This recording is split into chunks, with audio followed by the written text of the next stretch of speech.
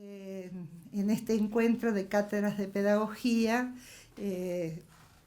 la investigación educativa es una de los nudos que creo que nos convoca a todos. Me han invitado para presentarles qué es la tarea que estamos realizando desde el colectivo argentino de docentes, de educadoras y educadores que hacen investigación desde su escuela y su comunidad. Nuestro movimiento tiene institucionalmente 11 años, tenemos antecedentes previos, pero como colectivo nos conformamos en el año 2006 y acabamos de realizar el 10º encuentro en Olavarría, donde tuvimos la oportunidad de compartir con Estela Brandi, quien ha sido el nexo para mi presencia hoy aquí. Les cuento con respecto al colectivo y después me adentro en las cuestiones específicas, que era lo que nos preocupaba abordar hoy, ¿no? Lo que más, hay una cuestión que nos moviliza como colectivo, que es pensar las escuelas y las comunidades y la tarea del docente como constructor de saberes pedagógicos. Y una otra temática asociada a esta cuestión es las dinámicas de legitimación y sostén de estas prácticas investigativas desde las escuelas y las comunidades, ¿no? Que serían los dos nudos de la disertación. Con respecto al colectivo, el colectivo argentino es en realidad un colectivo de redes y otras formas organizativas distribuidas por todo el país. Nosotros, en realidad, lo que se conformó primero fue el movimiento iberoamericano, ¿no? Como una serie de encuentros. En el año 1992, España, muy preocupada por los 500 años, destinó a las universidades dinero para realizar algunas actividades. Y Rafael Porlán, desde la Universidad de Huelva, dijo, bueno, me dan dinero, hagamos algo para trabajar por la descolonización. En lugar de trabajar por la colonización, trabajar por la descolonización. Y convocó a estos encuentros, así que un poco el padre de la criatura es Rafael. Que nos acompaña sistemáticamente en todos los encuentros, ¿no? A España el primer encuentro fue un encuentro limitado, pero en el año 99 se hizo un encuentro en México, un encuentro masivo en México, sobre todo porque los mexicanos logran mover a sus propios docentes, cosa que a nosotros nos cuesta bastante, a los docentes de aula, ¿no? Y habían conformado en ese año los mexicanos un trabajo a través de la red TEVES, Red de Estudios para la Transformación Curricular, y en donde los maestros de aula eran acompañados por la Universidad Pedagógica Nacional, y a través de la Universidad Pedagógica documentaron sus propias prácticas. Los docentes que participaron en Argentina fueron varios profesores, pero cada uno por su lado, ¿no? Todavía no estábamos organizados.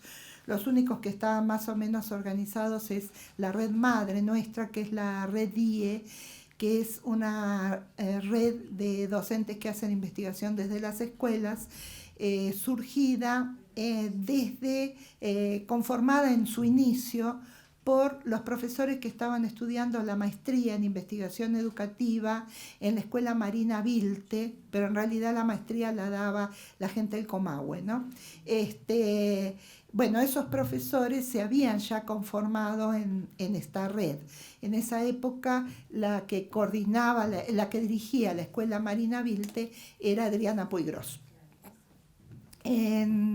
Bueno, los profesores que fueron a México vinieron encantados de haber podido escuchar las voces de los maestros de aula, ¿no? Que nosotros en líneas generales no teníamos esa tradición, sino que nuestros docentes eran permanentemente hablados por las universidades o por los institutos de formación, ¿no? Pero no estaba la voz directa de los maestros explicando sus propuestas educativas. Era una investigación sobre las prácticas escolares, pero no una investigación desde las escuelas y con los docentes, ¿no? A partir de ahí se conformaron una serie de redes entre el 2000 y el 2002, el grueso de las redes. En el caso nuestro, la red de la cual que nosotros conformamos, yo no pude ir a esa oportunidad a México, pero fue mi compañera de trabajo y vino encantada.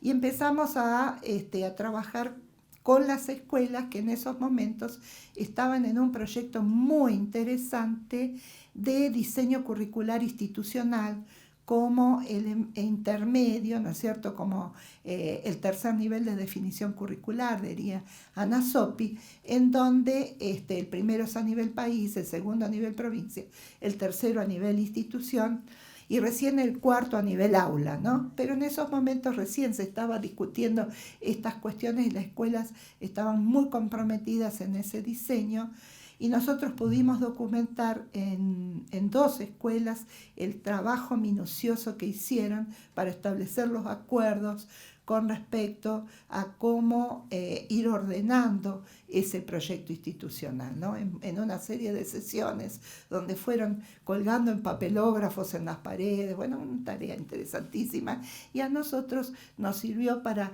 empezar a ajustar este trabajo que teníamos, tradición de trabajo en las escuelas, pero ya con una mirada más sistemática de hacer nosotros primero la experiencia de ese trabajo articulado con los docentes.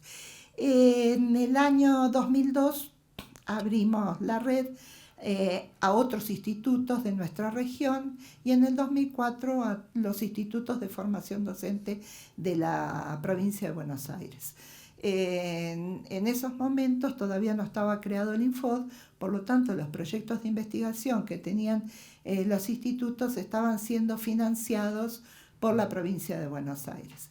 En el caso particular nuestro teníamos un acceso casi privilegiado, digamos, porque estábamos trabajando desde el año 98 como equipo técnico de la Dirección de Educación Superior en el seguimiento de los proyectos de investigación. Y en el año 2002 como equipo técnico nos convocaron para armar la convocatoria a proyectos de investigación, convocatoria que se cayó porque en provincia de Buenos Aires siempre pasan cosas que es que te dicen, bueno, armala, y después cuando llega el momento te dicen, bueno, pero no vas a tener el dinero y no te lo vamos a financiar. Teníamos una experiencia previa que le había pasado a María Teresa Sirven en el año 94, donde nos había convocado a una reunión en Mar del Plata y cuando ya estábamos todos acordados de que íbamos a trabajar con la niña de investigación Acción Participativa, entra la que en ese momento era la subsecretaria de Educación y nos larga este comentario. Bueno, pero para este proyecto no va a haber financiamiento.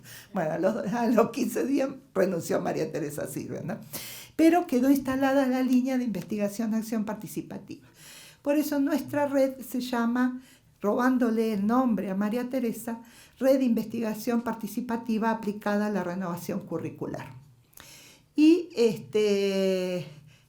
ahí tuvimos una serie de discusiones porque la formación del grueso de los profesores en la provincia de Buenos Aires, los que comandan los proyectos de investigación, los que comandaban en esa época los proyectos de investigación, eran en líneas generales egresados del postítulo, en relación con el circuito el postítulo de investigación educativa con orientación socioantropológica del Centro de Estudios Avanzados de la Universidad de Córdoba, que formó en todo el país, ¿no? Gente para sostener los proyectos de investigación. Bueno, nosotros somos parte, yo soy egresada de esa primera camada. En provincia de Buenos Aires hubo una sola promoción, en otras provincias hubo 2 promociones. pero nos quedó un vínculo fuerte con Córdoba, con la línea de trabajo socioantropológico que nosotros ya veníamos trabajando a través de la presencia fuerte en provincia de Buenos Aires de María Rosa Neufeld y su equipo, ¿no es cierto?, de la Cátedra de Antropología y Educación, tanto en la Universidad del Centro como en la UBA. Así que la discusión entre los que tenían la perspectiva socioantropológica y los que tenían la perspectiva de investigación-acción participativa, ustedes saben que costó muchísimo a nivel institucional, académico, reconocer la investigación-acción participativa y la investigación en los movimientos populares como una modalidad de investigación, ¿no? Por este hecho de que los que realizan la investigación no necesariamente tienen una formación previa en investigación, sino que son los propios actores en los distintos sectores, ¿no? Tanto en los sectores comunitarios como en el caso nuestro en las escuelas, los maestros de las escuelas. Nuestra red tomó entonces esta modalidad en donde los institutos que tenían proyectos de investigación nos fuimos nucleando por una cuestión básica que fue la de tratar de sostenernos entre nosotros en los momentos de los baches, cuando el Estado se corre en el sostenimiento de la investigación educativa, ¿no? Y también en que en realidad, en general, el Estado, el sostenimiento es del proyecto específico, pero que de aquellos que aprobaron el proyecto. Pero hay mucha gente que está haciendo investigación desde otros lados, que no es específicamente desde el programa de investigación, sino que hay mucha gente que hace investigación desde sus propias cátedras y se queda por afuera.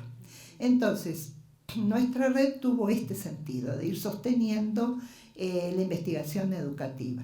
Surgió un poco con una cuestión instrumental cuando el A14 determinaba que aquel instituto que no tuviera instalados los 3 programas no iba a acreditar, no iba a tener acreditación plena, pero en realidad con el tiempo esto trascendió.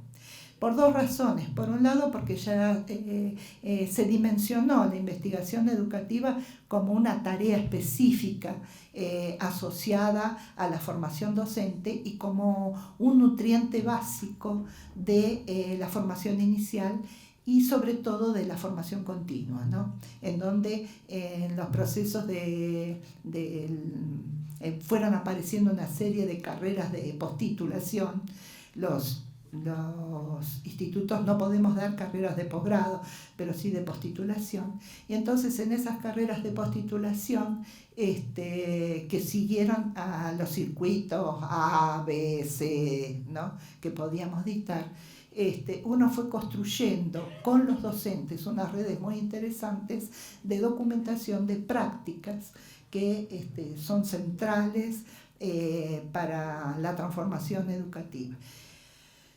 Hay otra serie de programas que se fueron articulando, como los programas de mejoramiento educativo, ¿no?, los programas de mejora institucional, que los tuvieron tanto los institutos como las escuelas secundarias. Esos fueron otros espacios muy interesantes para la producción de saberes para la transformación de las escuelas. Y así se fueron conformando, cada instituto fue trabajando, aprovechando los distintos espacios para esta tarea, ¿no? Hubo otra como los CAI, los Centros de Actualización e Innovación Educativa, los polos de desarrollo, una serie de programas que generaron las condiciones para instalar la idea de que la investigación es parte de la tarea de los institutos superiores. Otras redes tienen otro origen, por ejemplo la Redores, que es una red de orientadores escolares de la ciudad de Buenos Aires, la Redine, Red de Investigación Educativa de la Universidad de Misiones, que sale de una facultad que es la Facultad de Ciencias Exactas y Físico-Químicas, o sea que no de Ciencias de la Educación.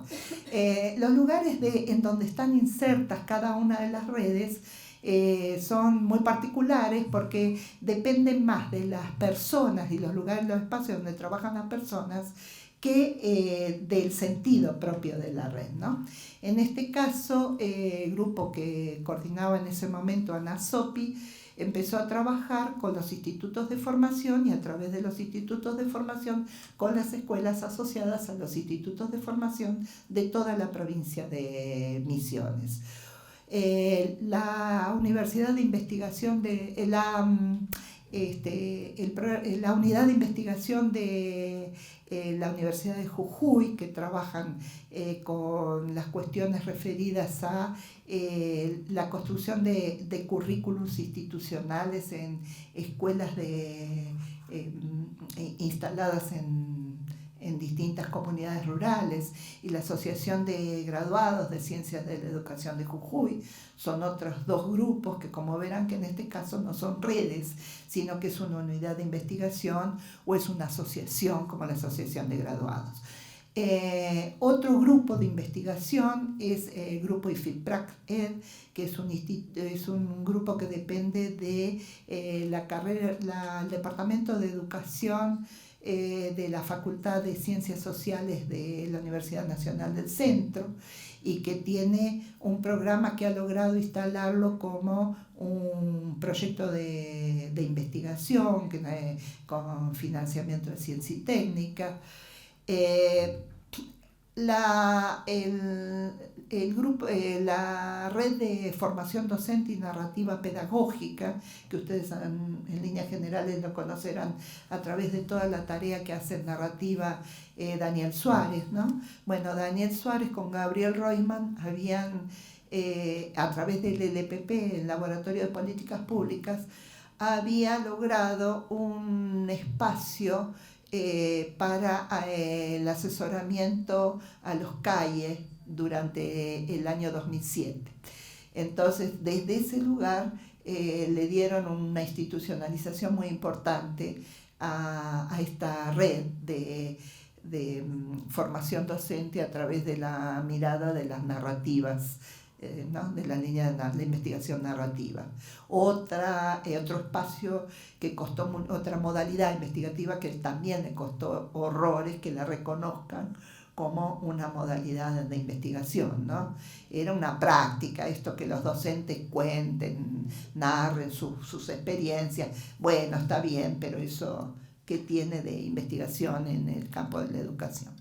Actualmente han generado un espacio tan importante que hoy no se puede negar la potencialidad de las narrativas pedagógicas en la construcción de saber pedagógico. En todas estas redes que habían tenido su origen por separado, nos fuimos nucleando gracias a la convocatoria de la REDIE, que abrió sus encuentros anuales. En el año 2005 nos invitó a participar en un encuentro en Villa Constitución. En ese momento también participó la gente de Córdoba a través de Sergio Andrade, y después se había logrado un nucleamiento importante con la DIC, la dirección de la... era docentes que hacen investigación en Córdoba, era el nombre de la red, DIC, docentes que hacen investigación en Córdoba. En el año 2010 se conformaron como tal, pero después se nos diluyó. Hay varias redes que se han ido diluyendo, ¿no?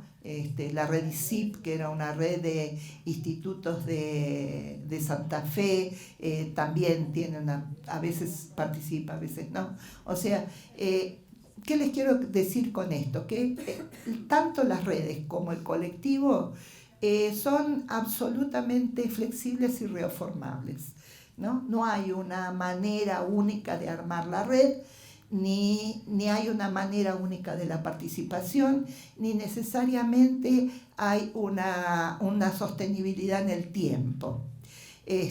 Algunas redes están más sostenidas en el tiempo, algunas redes son más grandes, otras redes son redes más acotadas. Últimamente se ha incorporado la red GIA, las redes de grupos de investigación-acción, que es una red virtual, o sea, no tiene una enclave institucional, sino que son docentes de todo el país, que se nuclean hasta de Río Turbio, hay gente participando, y que mantienen, Río Turbio no tiene otra manera más que la virtualidad para la comunicación, y mantienen un programa radial. Entonces, a través del programa radial van estableciendo estos nodos de trabajo en las distintas instituciones. El colectivo, nosotros en el colectivo nos reunimos una vez por año en distintos lugares del país, según cuál sea la red organizadora del evento, y una de las características centrales de las redes es la horizontalidad en el trabajo, ¿no? Es decir, cómo se sostiene el colectivo en el tiempo. Se sostiene a través de la participación horizontal. Cualquiera puede, cualquier red puede aportar una idea, proponer qué hacer, y se discute entre todas las redes y se toman decisiones. Tampoco las decisiones son unánimes. Con respecto a algunas cuestiones tenemos acuerdos generales, con respecto a otras no tenemos acuerdos generales. A veces logramos un piso de acuerdo, en otras no logramos el piso de acuerdo, pero esto habla de otra de las características, que es la pluralidad de voces y los corrimientos con respecto al pensamiento único. No nos interesa en absoluto la formación de un pensamiento único, sino mantener esta mirada plural acerca de prácticas muy plurales, como es lo que ocurre en educación en todo el país, ¿no es cierto? Aunque lo estemos mirando a nivel de un distrito particular, cualquiera de nosotros conoce la diversidad de prácticas que hay, aún en localidades muy pequeñas, ¿no? Entonces, esto es otra de las características del trabajo en las redes. El reoformismo, la pluralidad de voces, el discurso plural, y el discurso colectivo. Es muy difícil articular estas dos cosas.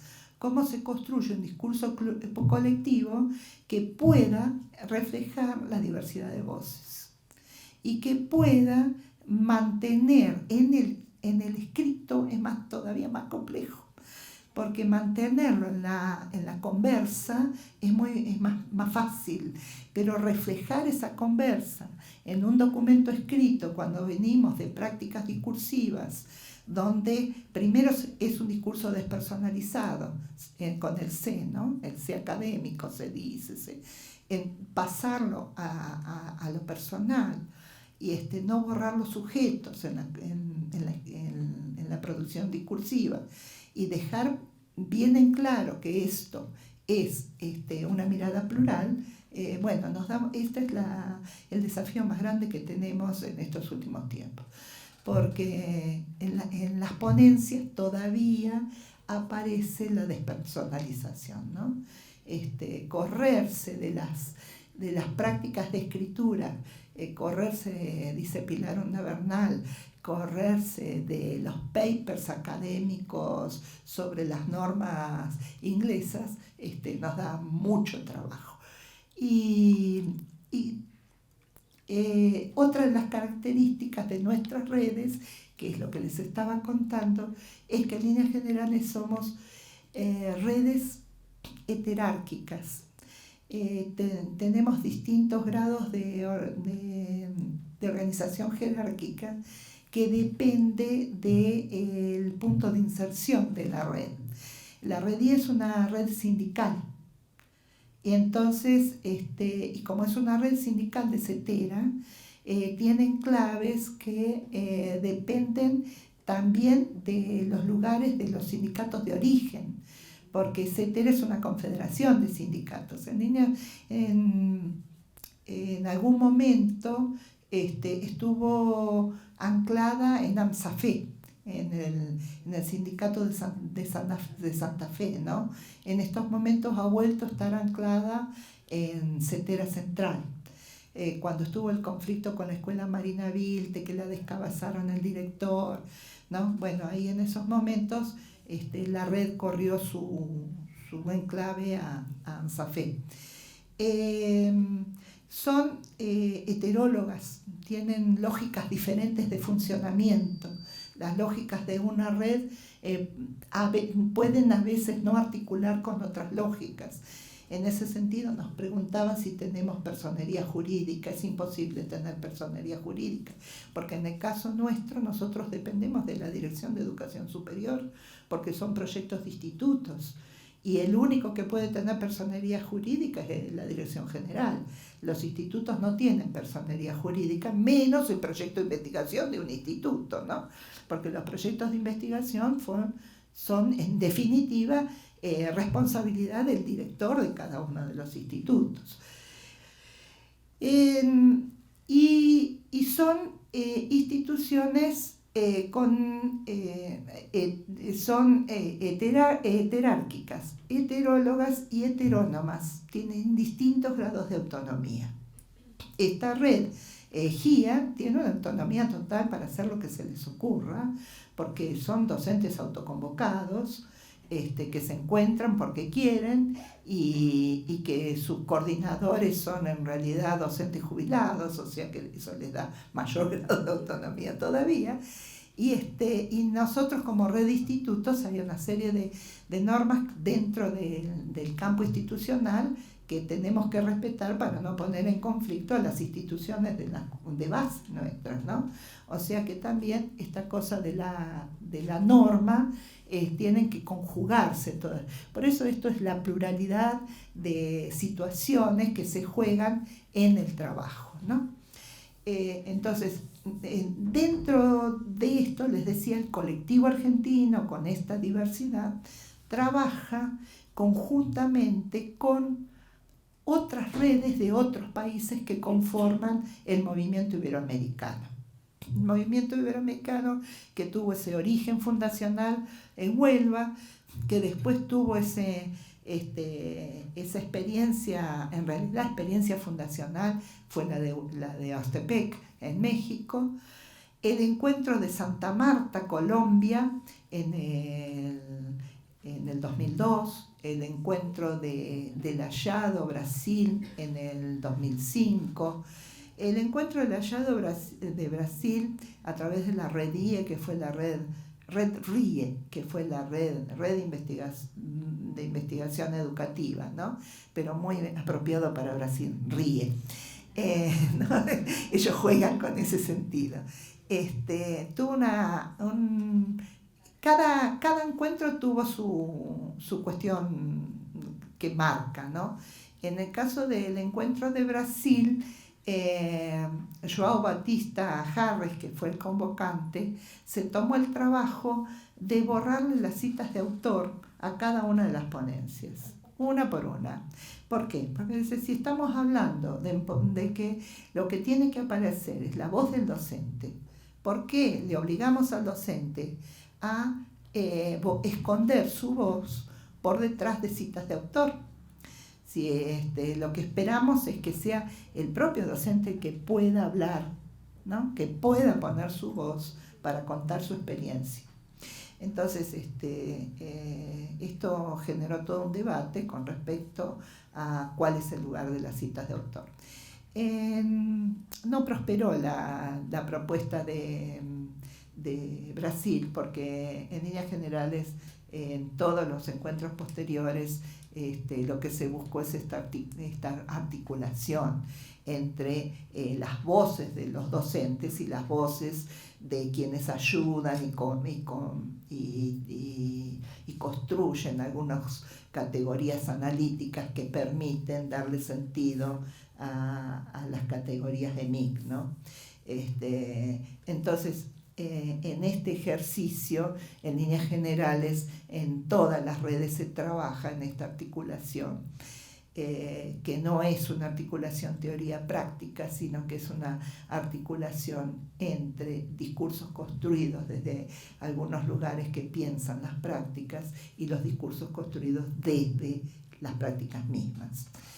En ese sentido, las redes, en líneas generales, mantienen aquello que nos había dado como experiencia fundante México, que es el trabajo articulado entre escuelas, institutos de formación docente y centros académicos, cada uno con su tarea particular, con su mandato particular con respecto a su formación. Y acá volvemos a seguir nosotros a María Teresa Silver, cuando dice cuál es la tarea específica del investigador que trabaja en campos académicos, ¿no? O en centros académicos.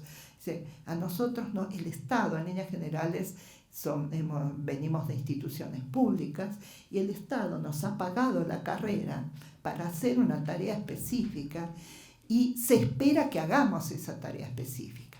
Nadie espera que el médico se corra de su tarea para la cual ha sido formado, ¿no? Pero bueno, ¿se acuerdan que en algún momento, en los 70, era como que el investigador se tenía que mimetizar con la comunidad y el educador se tenía que mimetizar con la comunidad como para borrarse? Porque, bueno, ese discurso de los setentistas, creo que hoy lo tenemos más clara cuál es la tarea de cada uno.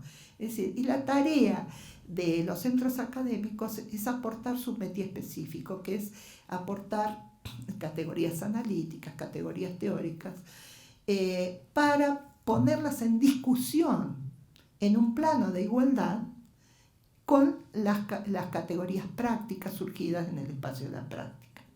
De tal manera que en esa pluralidad de voces podamos ir construyendo algunas explicaciones acerca de qué es lo que pasa en las escuelas y algunas propuestas emancipatorias a partir de estas explicaciones, ¿no?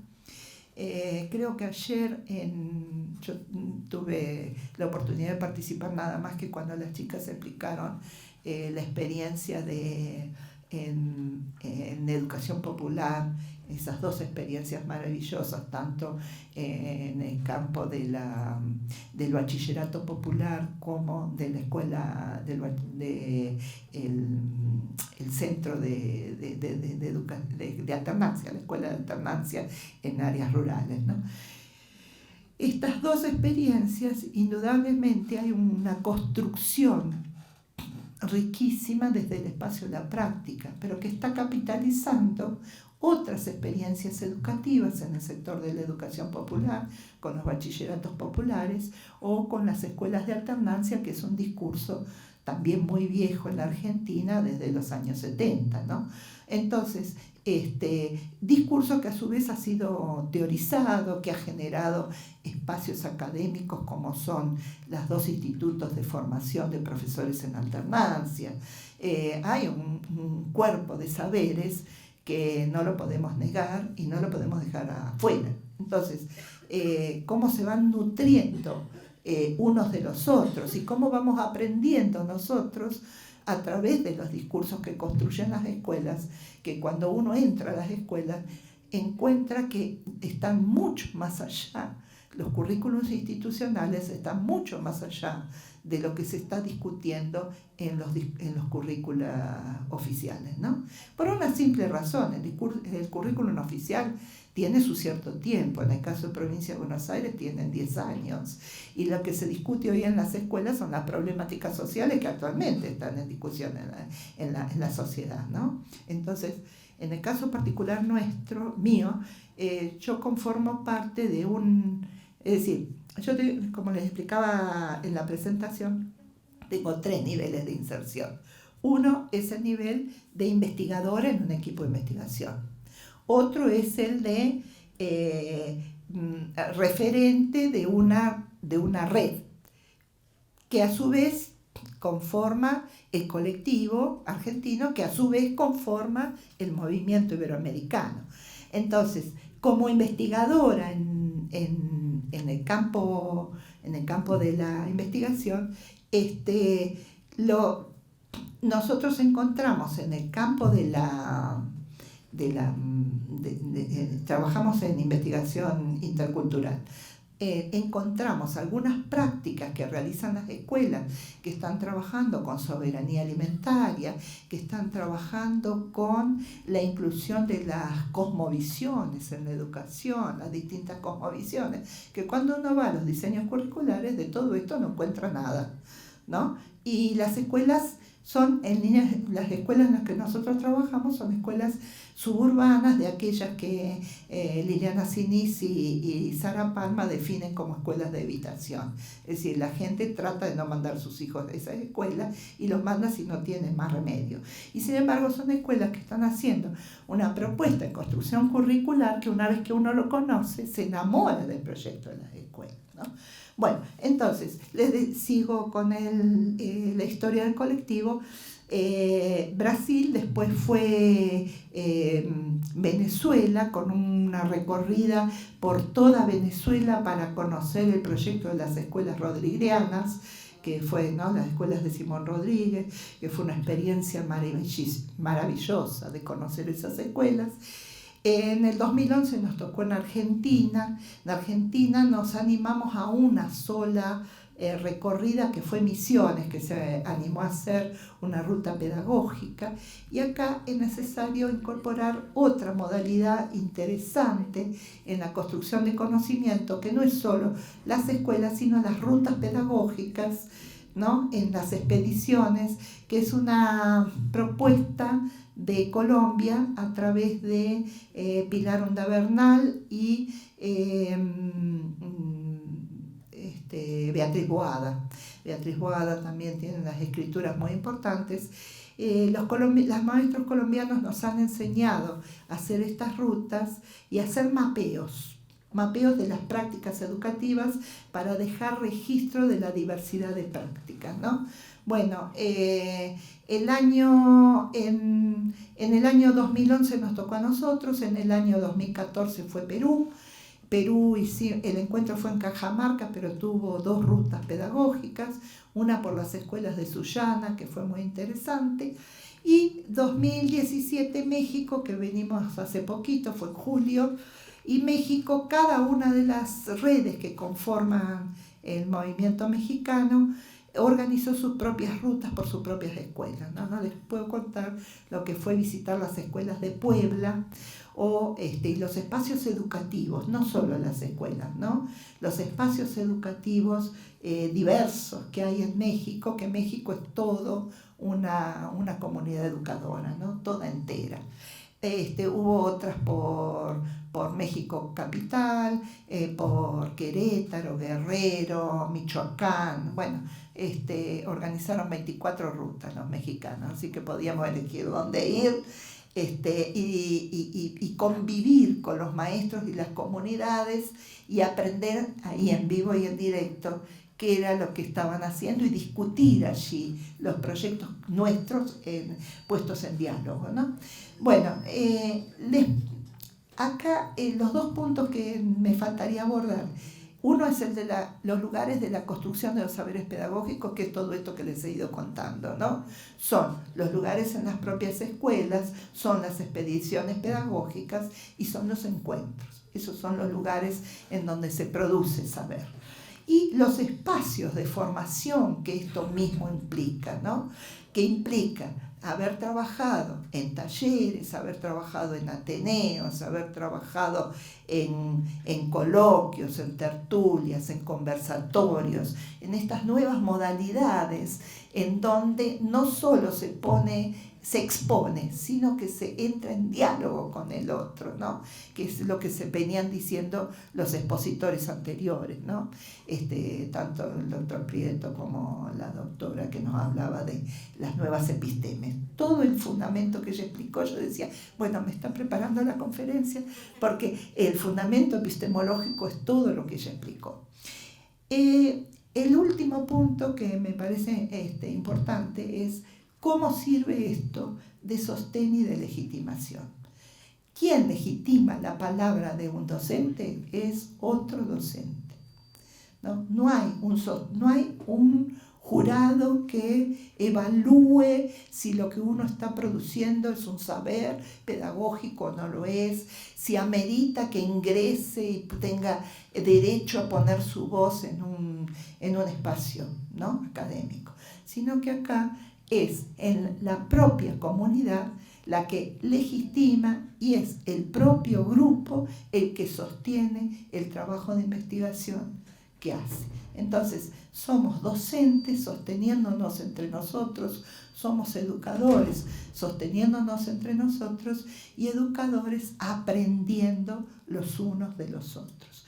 En esto es donde estamos trabajando en la construcción de un saber latinoamericano, un saber que surge de las propias escuelas, en un trabajo en distintos niveles de profundización que terminan normalmente en producciones de textos de circulación, ya sea virtual o papel, pero que nos permiten esas condensaciones de discurso pedagógico surgidas de la propia práctica educativa en los ámbitos en donde las prácticas ocurren. Bueno, esto es el panorama del trabajo.